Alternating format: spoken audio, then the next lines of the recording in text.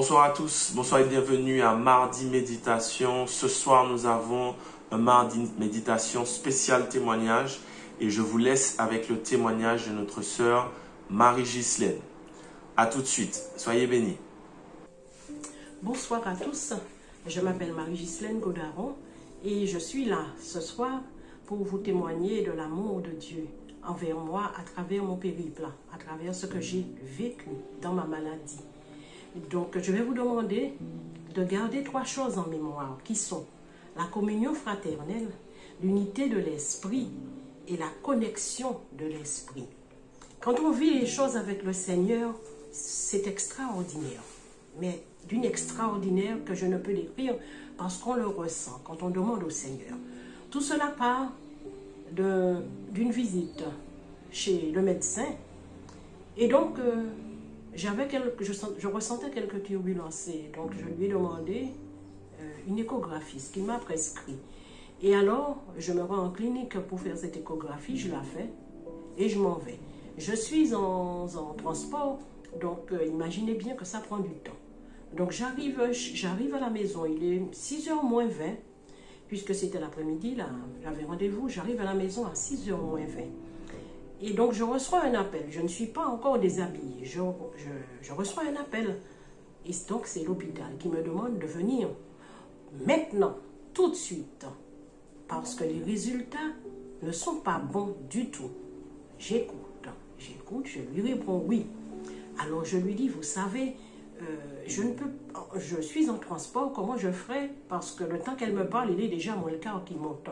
Alors, elle m'a dit, ne vous inquiétez pas.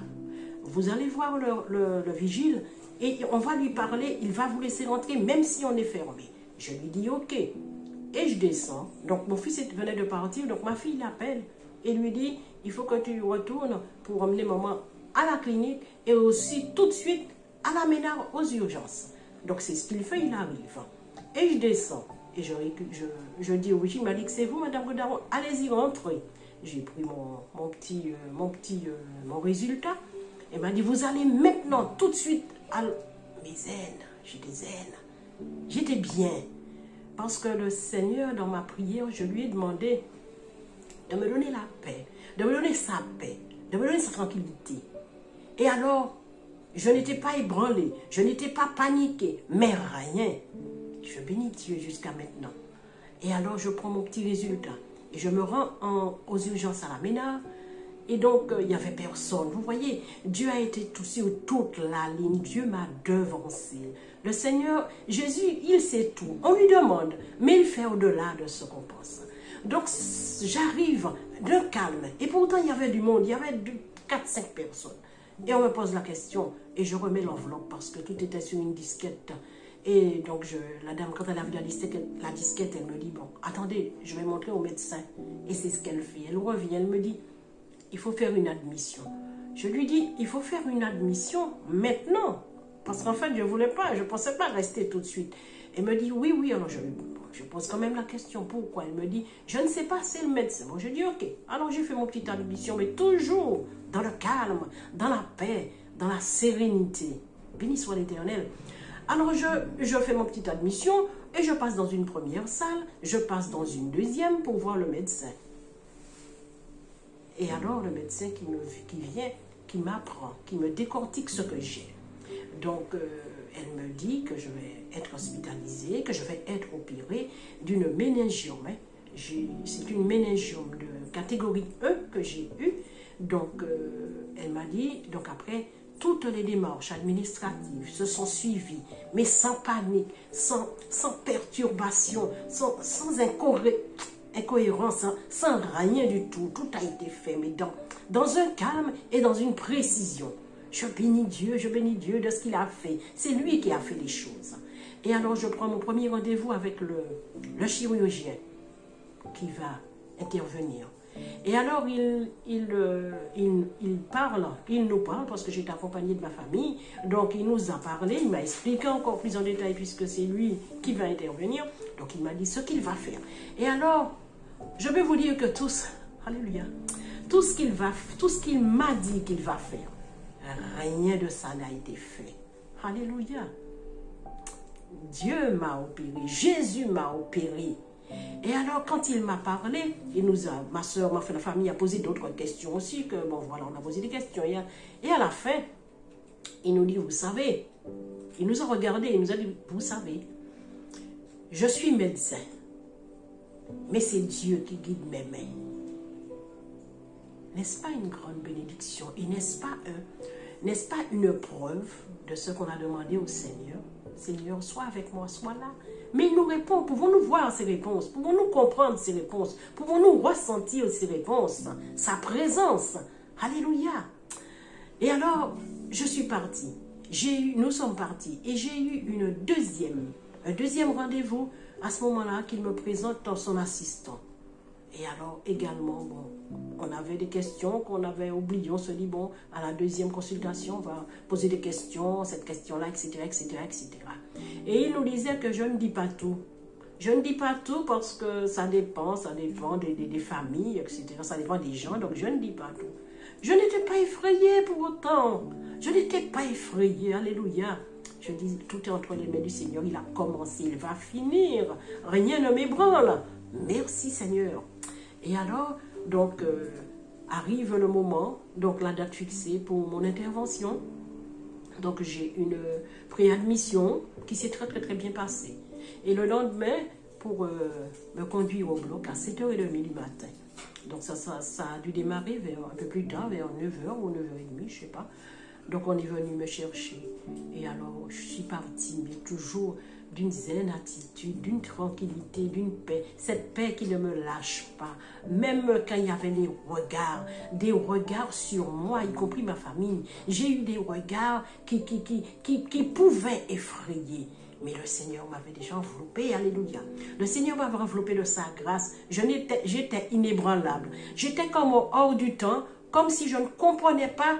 Comme si les autres se demandaient, mais elle ne comprend pas ce qui va lui arriver. C'est grave en fait ce qu'on lui a dit. Mais je n'étais pas hors du temps. Mais le Seigneur a déjà tout préparé. Donc j'étais là, mes zen, j'étais là, je savais, j'étais consciente de ce qui m'arrive. Je bénis l'Éternel. Alors, on me conduit au bloc. On me pose toutes les questions, on fait les formalités, etc., administratives, voir si tout est en ordre. Ok, madame ceci, madame cela, ok. Eh bien, c'est bon, tout est bon, eh bien, on y va. Et alors, j'entre dans la salle. Et toute une équipe se présente à moi. Hein. Je suis cela, je suis l'anesthésiste, je suis. Et bien évidemment, tout se prépare sur moi, mettre les trucs, mettre tout ce qu'il faut, les broches, etc. Et alors, la dernière personne, c'était le dernier acte. La dernière personne qui devait me mettre, c'était le masque d'oxygène. Et alors, juste avant de me mettre le masque, il se penche vers moi. Et il me dit, madame, ne pensez à rien de mauvais. Pensez à quelque chose de gai, de joyeux, ou sinon, priez. J'ai béni Dieu dans mon cœur. J'ai béni Dieu. Ensuite, bien entendu, je ne sais plus rien.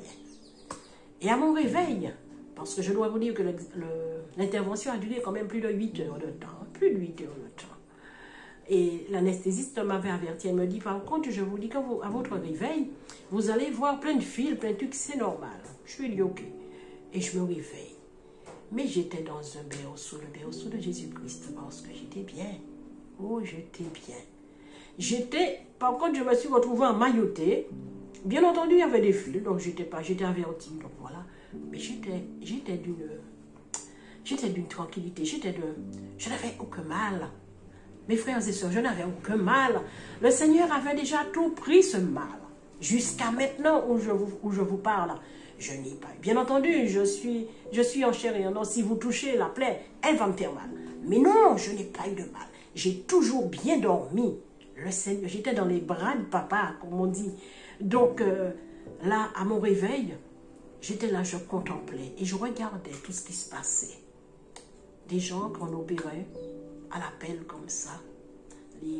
Les autres, le personnel, qui n'en pouvaient plus, certains d'entre eux, parce qu'ils travaillent en binôme, donc on les cherche, etc. Et qui disaient, attends, je reviens. je vais prendre un comprimé parce que, et ceci. Et j'étais là, en train de superviser tout cela. Et je disais, Seigneur, quand on n'est pas dans une situation, si je n'étais pas dans cette position, quoi, pour voir cela, mais combien même on sera parti, on sera chez soi, mais combien nous devons penser à ces gens dans nos prières. Il faut penser à tous ces gens, les urgentistes, les malades, tous ces gens que nous voyons. Il faut penser à eux. Parce que quand nous sommes dans une situation, nous pouvons voir à ce moment-là, nous voyons. Alors, puissons-nous quand même comprendre qu'il nous faut intercéder pour tous ces gens en qui nous avons besoin. Nous avons besoin de ces gens. Ils ont besoin de nous, de nos prières, mais nous avons besoin également d'eux. Alors que le Seigneur passe sa main sur eux, sa main bénissante, guérissante sur eux, afin de s'occuper de nous, puisqu'on ne sait pas demain, on ne sait pas demain. Donc, après, je suis restée quand même une journée et demie, sans boire, sans manger. Mais qu'est-ce que j'étais bien, j'arrête pas de le répéter, mais qu'est-ce que j'étais bien, alléluia. Donc après, on m'a ramené dans ma chambre. Et le chirurgien, bien entendu, il vient, il fait sa visite et il vient me voir, il me dit, vous allez bien, madame? Je dis, oui, par la grâce de Dieu, ça va bien. Il m'a dit, parce que j'avais remarqué que vous étiez un petit peu, quand je vous ai parlé, vous étiez un petit peu, enfin, le langage, c'était pas ça. Alors, à moi de lui dire, mais docteur, c'est normal, je n'avais pas mon appareil dentaire. Et bon, il a souri, il m'a dit, ah d'accord, parce que c'était le côté gauche où je suis opérée, donc en tant que médecin, il m'expliquait que le langage pouvait être atteint. Alors, que le nom du Seigneur soit béni, mon langage n'a pas été atteint. Et il m'a donné ce langage, j'ai gardé ce langage pour témoigner de son amour, pour témoigner de sa présence. Et après, j'ai été quand même une semaine, et j'ai demandé au Seigneur, j'ai tenu à faire partout où je vais passer, parce qu'après j'ai été transférée pour la convalescence. J'ai dit au Seigneur, partout où je passe, donne-moi à laisser ton empreinte, à dire un bonjour de ta part à quelqu'un. Toi, tu feras le reste, tu nous as demandé de semer, et que toi, tu feras croître. Et alors, des gens, parce qu'on se lie un petit peu d'amitié quand même, puisque... Alors, dans mon premier séjour, dans ma première semaine, une infirmière, celle qui s'occupe de moi, évidemment, elle me dit comme ça, elle me dit, je sais que c'est écrit, mais j'ai un petit garçon qui est... J'ai tellement peur pour lui, pour demain, pour son avenir, etc. Et je l'écoute. Je lui dis, je suis d'accord avec toi parce que je suis également humaine. Mais je vais te dire quelque chose. Confie ton petit garçon, confie ta vie au Seigneur. Et tu verras que le Seigneur, les problèmes seront là. Parce que le Seigneur nous l'a dit. Les problèmes seront là. Mais il va t'aider. Il va t'aider. Tu ne vas pas porter ces problèmes tout seul. Donc, confie ton petit garçon entre les mains du Seigneur.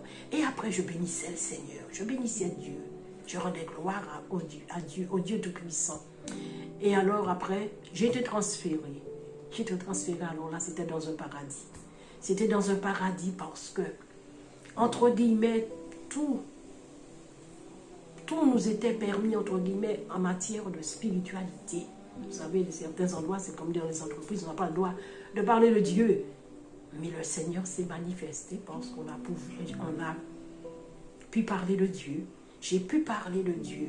Et dans tout le bâtiment, parce que c'était sur 2 niveaux, j'entendais le dimanche, chacun pour sa part, hein, qu'il soit catholique ou peu, je ne sais pas, mais en tout cas le dimanche, on entendait des chansons, on entendait le prêtre qui prêchait, l'autre qui était dans son truc, je ne sais pas si c'est adventiste, peu importe, mais dans le bâtiment.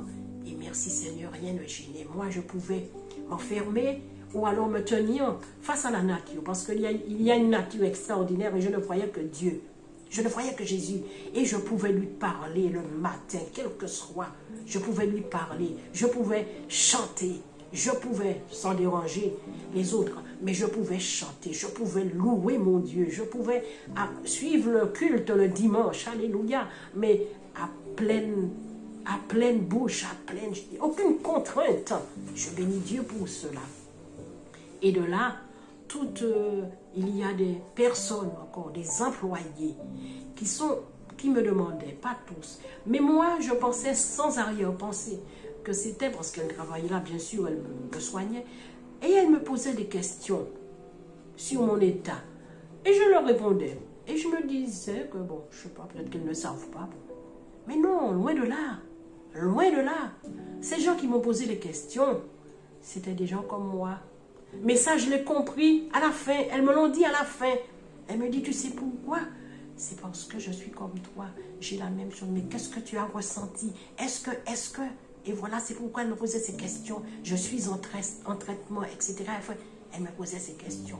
Et je les regardais, je me disais, les gens qui sont censés, enfin, ils s'occupent, ils gagnent paix, ils s'occupent de nous. On ne sait pas qui ils sont, on ne sait qui est comme nous ou pas. Alors encore, qu'on puisse demander à Dieu son intervention, parce que c'est extraordinaire, c'est extraordinaire. Et alors, le jour de ma sortie, on me prévient que je vais sortir une semaine à l'avance. Et alors, je prépare toutes mes petites affaires. Et ce jour-là, à 4 heures, le jour de ma sortie, à 4h30 du matin, c'est ce qui m'a réveillée. J'ai ressenti comme un... Je ne peux pas le décrire.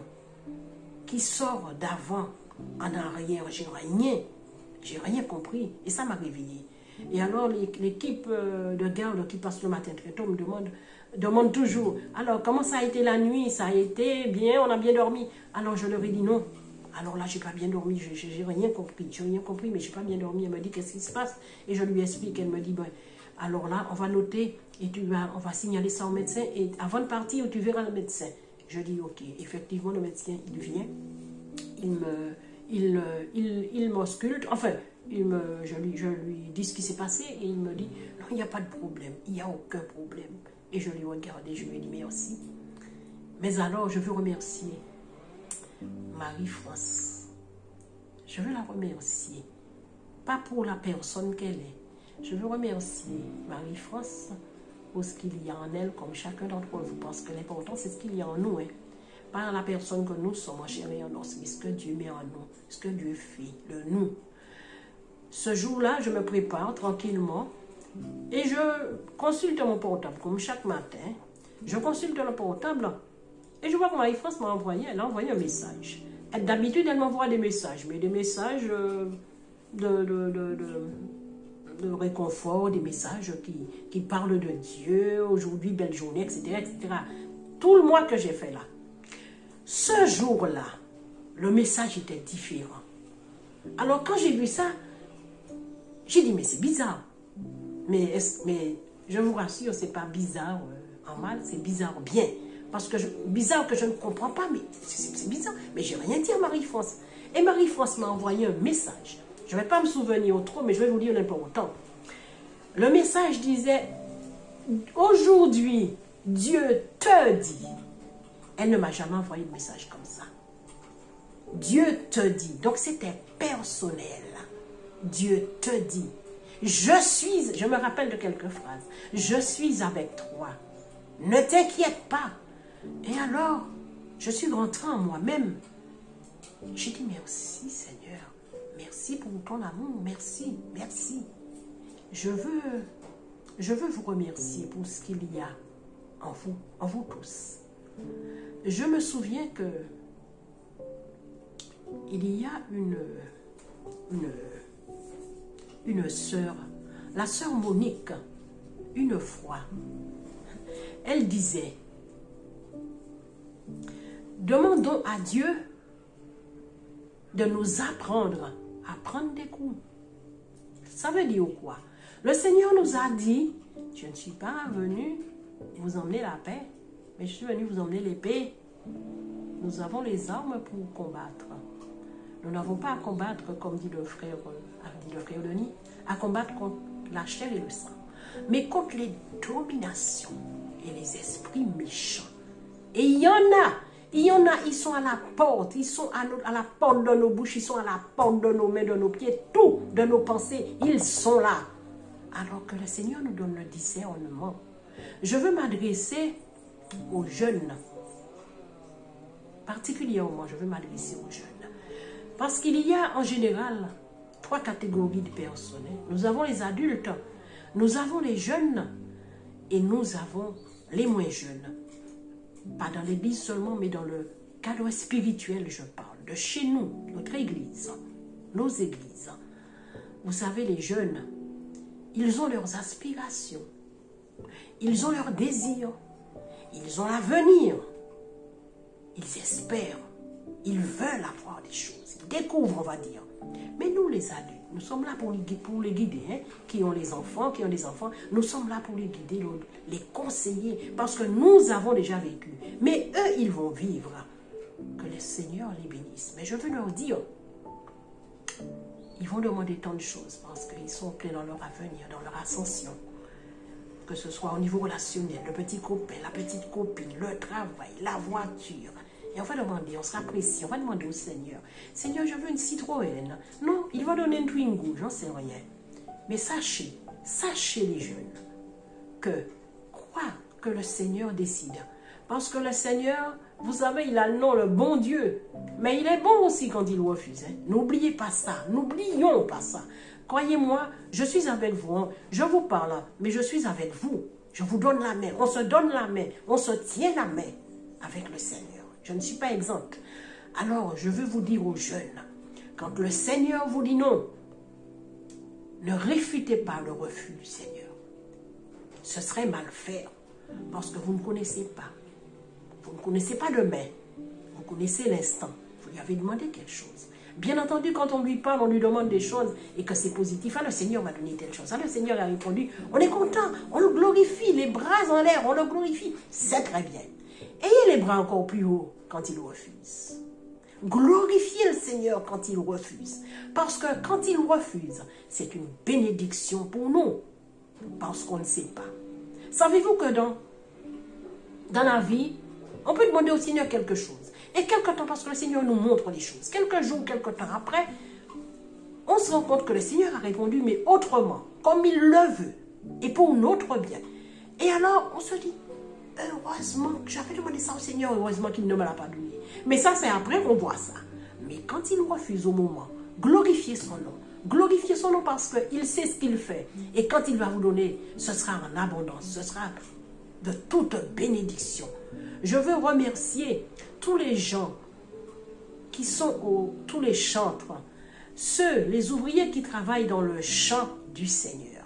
Sachez que vous ayez les clés pour ouvrir la porte de l'église, que vous ayez le balai, que vous soyez au téléphone le samedi.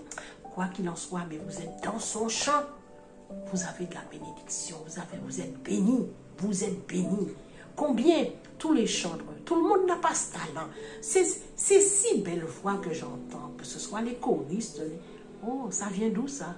Ça vient du Seigneur. Ce sont des dons. Vous avez le don de balayer, vous avez le don d'essuyer les bancs, j'en sais rien. Mais en tout cas, quand il s'agit du Seigneur, c'est extraordinaire.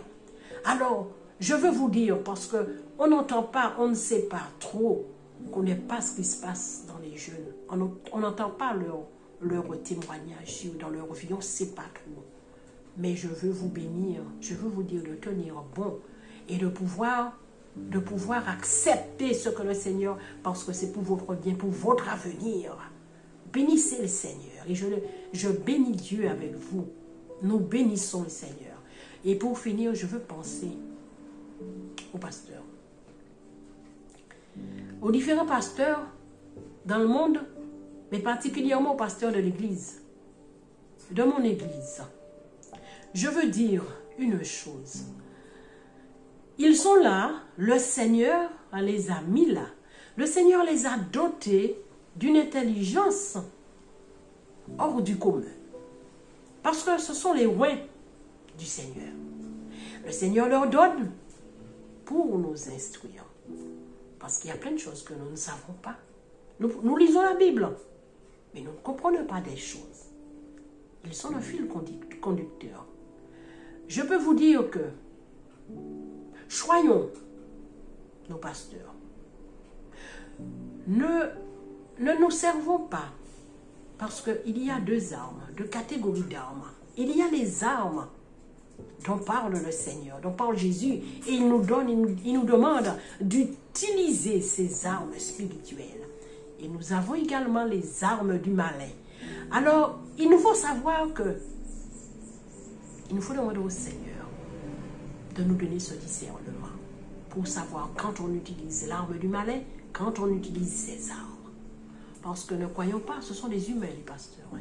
Ce sont des humains comme nous, hein, à 100%. Ne leur faisons pas de peine. Ils ont un cœur, ils ont des sentiments, ils sont comme nous. Ils ressentent. Ils peuvent ressentir les critiques. Pas ils peuvent, ils ressentent les critiques. Et ça leur fait de la peine. Quand on leur fait de la peine, nous attristons le Saint-Esprit de Dieu. Dans sa maison, nous l'attristons le Saint-Esprit de Dieu. Alors comment pouvons-nous croire que nous allons demander quelque chose au Seigneur et même quand nous glorifions, comment pouvons-nous croire que cela va monter jusqu'à son trône de grâce? Et les armes que le Seigneur, quand nous avons un problème dans l'Église, le Seigneur nous a tout donné. Je ne sais pas si nous sommes en mesure de savoir que le Seigneur nous a tout donné, en toute simplicité, mais il nous a tout donné afin qu'on ne puisse pas être dans l'erreur. Il y a un problème, le Seigneur nous a donné la solution. Et la solution, c'est quoi? Ce sont les armes. Et qui sont les armes spirituelles? C'est l'amour, la tempérance, la bénignité, la patience, la tolérance. Alors, il y a un souci. Eh bien, je vais voir le pasteur, moi et lui. Je vais voir la sœur et moi. Je vais voir le frère et moi. Et on va régler le problème. Et on ne va pas laisser le malin se mettre à mi-chemin qui va nous empêcher d'atteindre la grâce, le trône de Dieu. Non, il faut qu'on le chasse. Alors pour cela, pourquoi ne pas utiliser, pourquoi garder des rancœurs? Pourquoi faire de la peine quand même à ceux qui nous portent la parole, qui nous portent la nourriture? Pensons à eux et soyons sages. Demandons à Dieu, faisons tomber tout ce qu'il y a. Vous savez, il y a deux choses en nous qui empêchent la bénédiction, la grâce de Dieu. C'est le moi et le je. Alors là, demandons au Seigneur d'abattre tout ça et de nous coucher, afin qu'il puisse nous relever, lui nous relever. Et nous verrons, nous allons ressentir la bénédiction, la pluie de bénédiction qui va descendre sur nous. Parce que ça ne se voit pas, c'est pas palpable, mais ça se ressent. Ça se ressent parce que Dieu descend. Et quand il descend, qu'est-ce qui se passe? Alors, on ne comprend rien. Voilà, on ne comprend rien quand Jésus descend. Parce que l'Esprit de Dieu est là. Le monde s'arrête. Tous, on a l'impression que tout s'arrête. Et on se dit, mais je ne comprends pas. Mais non, on ne peut pas comprendre parce que le Saint-Esprit de Dieu, il est là. Oh, il est formidable. Alors, je veux vous remercier tout le monde. Et je veux dire, sincèrement, je veux applaudir le Seigneur en lui disant 3 fois, Amen. Alléluia. Béni soit son nom. Merci à tous. Excellent témoignage. Dieu est fidèle, Dieu est bon. Il a accompagné notre sœur du début jusqu'à la fin. Il a tout préparé. C'est lui qui a fait l'opération. Je veux prier ce soir avec vous, peut-être pour celui ou celle qui doit subir une opération ou bien qui passe un moment difficile avec la maladie. Dieu est fidèle. Si c'est ton cas, Dieu fera. Prions. Seigneur Dieu, je bénis ton nom parce que tu connais toutes choses, toutes circonstances. Voici ce témoignage, voici cette situation. Tu as utilisé l'un de tes enfants pour qu'un autre soit béni, pour qu'une autre personne soit bénie. Ce soir, en ce moment même, je te demande de mettre ta main sur celui ou celle qui souffre, celui ou celle qui vient d'apprendre qu'il a une maladie grave, celui ou celle qui a besoin d'être délivré de la maladie. Seigneur, tu es le Dieu de près, tu es le Dieu de loin, donc pose ta main sur lui, pose ta main sur elle. Et lâche ta bénédiction, lâche ta guérison, lâche ta délivrance. Mais surtout, donne-lui ta paix. Montre-lui que tu es Dieu et que tu gères toute situation, toute circonstance, que tu es au-dessus de la maladie. Alors, ce soir, Guéris cette personne. Soulage cette personne. Donne-lui ta paix. Dans le nom de Jésus que je t'ai demandé ces choses. Amen. Amen, amen, amen. Que le Seigneur vous bénisse, que le Seigneur te bénisse. Et si tu n'as pas fait la paix avec le Seigneur, si tu n'as pas rencontré Jésus, si tu ne le connais pas personnellement, juste après, il y a une prière de repentance ou encore une prière de conversion. Fais-la sincèrement et invite Dieu dans ta vie et tu seras un enfant de Dieu et tu pourras avancer avec lui. Je vous dis à très bientôt. Soyez bénis. Allez, bye.